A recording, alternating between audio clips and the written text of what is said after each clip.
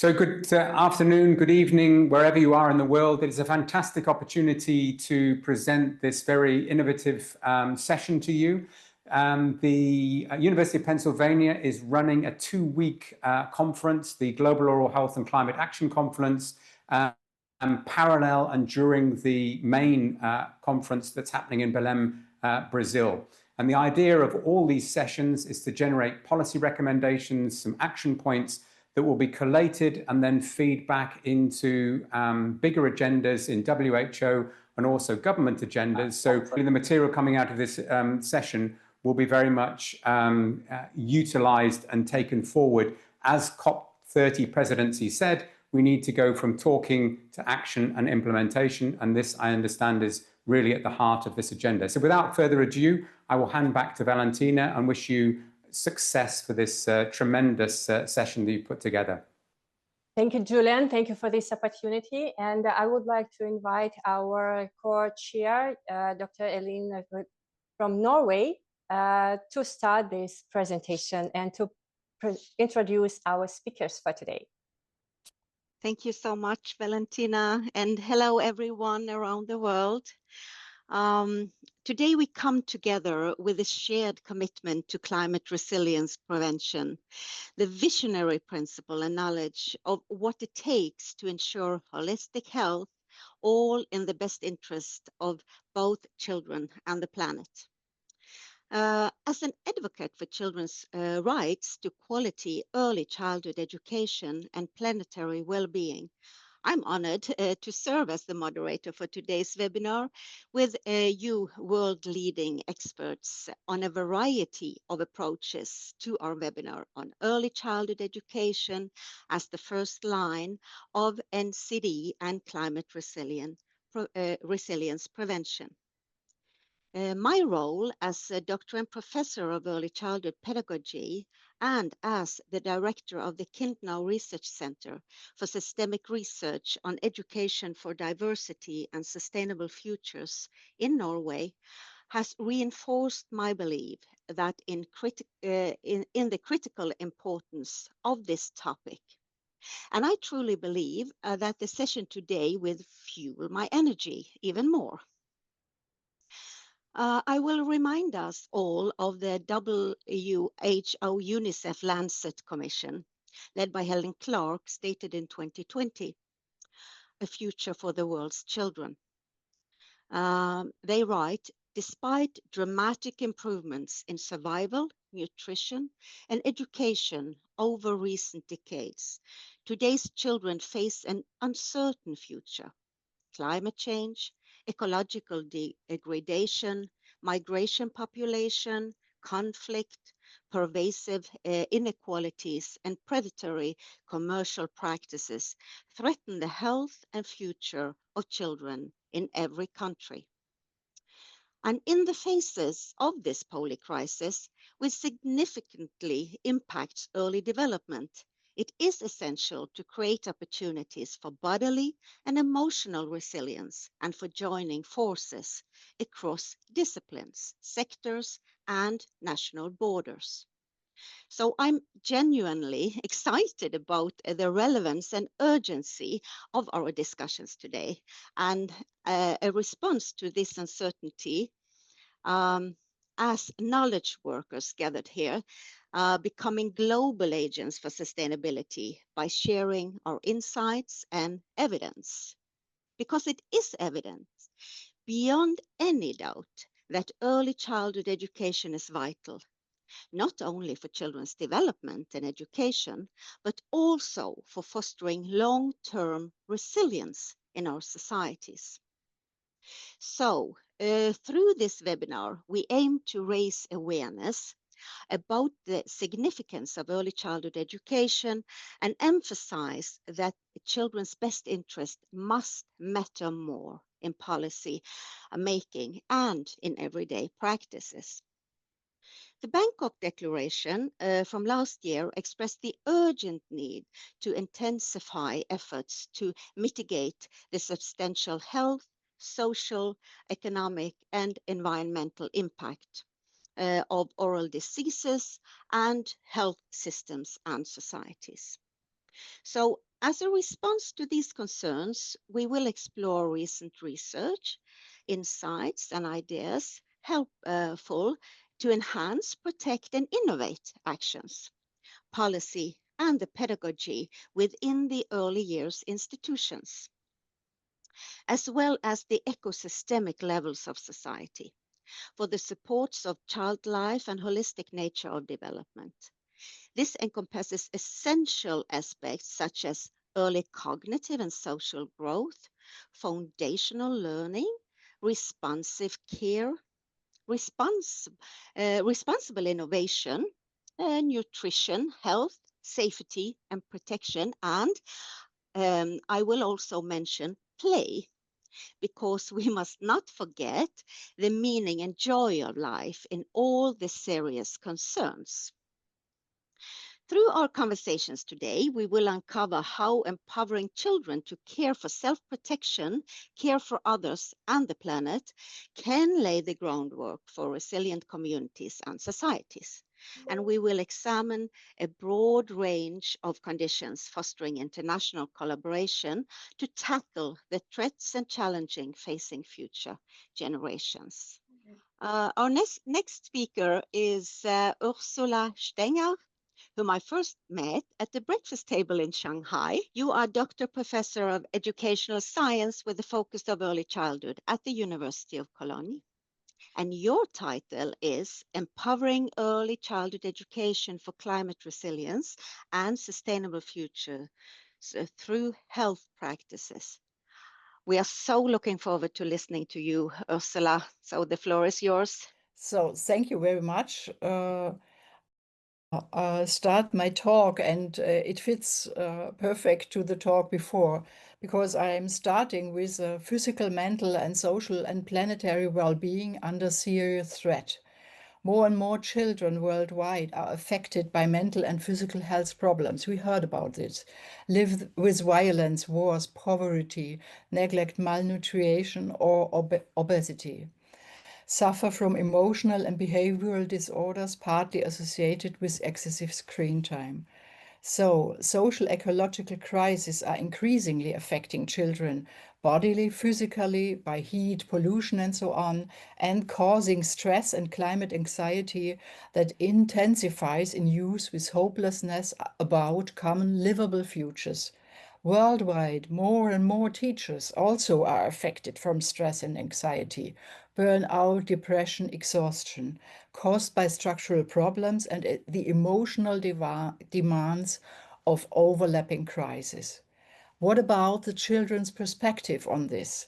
Talking with 6-year-old children in a daycare center in Germany about Earth's well-being, a student of mine did this talk with the children. The children say, the Earth is suffering and struggling under the impact of human activity. Emil says, I'm also afraid because if the Earth is angry with us, why are we even alive? It doesn't make any sense if the Earth doesn't want us here. So I wish for the Earth that things will get better for it or her at some point, and that people will eventually understand that it's really about the Earth, not just about themselves, about their own health. It's also about the Earth, because without the Earth, we couldn't live. And Lucas? Yes, and besides, the Earth created me, and we can be happy about that and be thankful for it. So we see that 6-year-old children know the interconnectedness of one's own health and the Earth health. And I speak about this interconnectedness of the well-being and resilience on these levels. And I ask, is early childhood education focused towards the possible futures that await children? What fundamental experiences and different types of everyday practices also for physical and mental health are helpful for children, families, and educators in coping with crisis and developing health and well-being, hope, compassion, and resilience in order to live well with each other and with the Earth.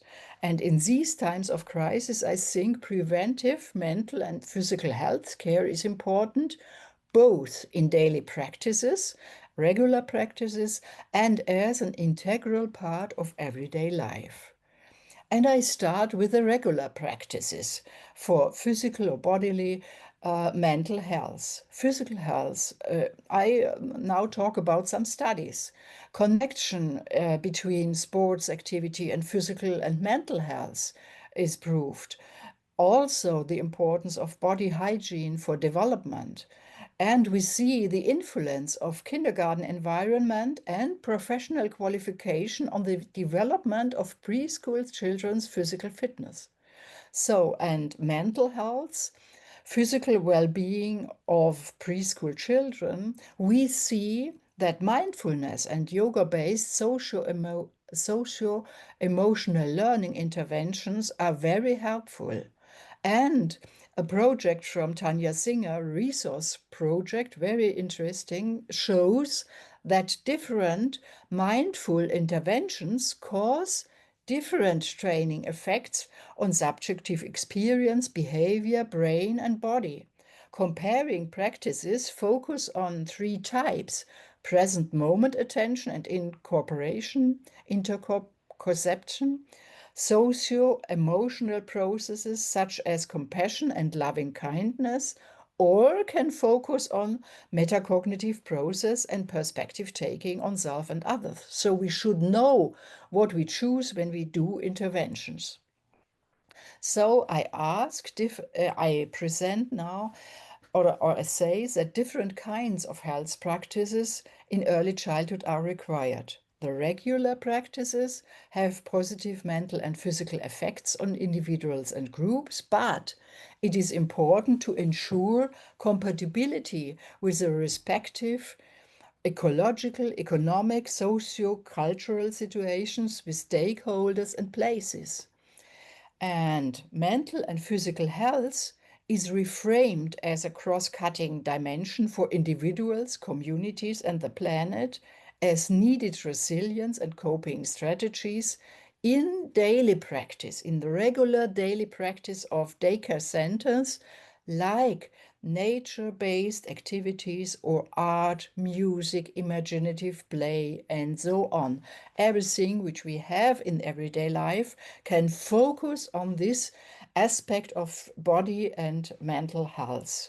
What is needed to cope with the crisis is a kind of community resilience, planetary resilience, and regenerative practice for exhausted humans living well with more than humans, other living beings, and distracted Earth landscapes like water, air, and soil. So, what do children need in future they will face to stay healthy? And I point out 4 points. The first is vital, emotional, loving relationships for resilience, as Isabel told before. Vital, meaningful, empathic relations and experiences with others and with natures are quite important to ground the resilience. To learn to articulate and process emotions of grief or anger, cultivating emotions of gratitude and fulfillment, and so on, e.g. with arts or rituals. Also to learn to be self-aware, self-empowered, and connected, and to realize oneself also as a part of a community and an Earth inhabitant. The ability, quotation Elwell, the ability to feel, think, and act for the well-being of oneself, others, and the environment is important. And now I point out an example in a daycare center, which has birds outside the daycare center, and I now talk about what could children think or feel? How do the birds feel? How can they have empathy for the birds? So they can feel their joy in spring, that they are hungry in winter, or they find dead birds, and they feel all this with compassion as interconnectedness with human lifestyles, because the birds' lives are connected with the humans' lives, and they first had the compassion for the birds. So, the second aspect is the confidence in the future with ethical orientation and responsibility. So the children learn visioning, what really matters in life, create alternative imaginations and narratives for living well together, and focus and fulfilling aspects. Because values and visions guide strategies and actions, and children should recognize implicit values and value conflicts also in everyday life, reflect them critically, make them discussable, different options withable. Should we buy bird food in the winter, or should we buy new toys for the children? This is a conflict.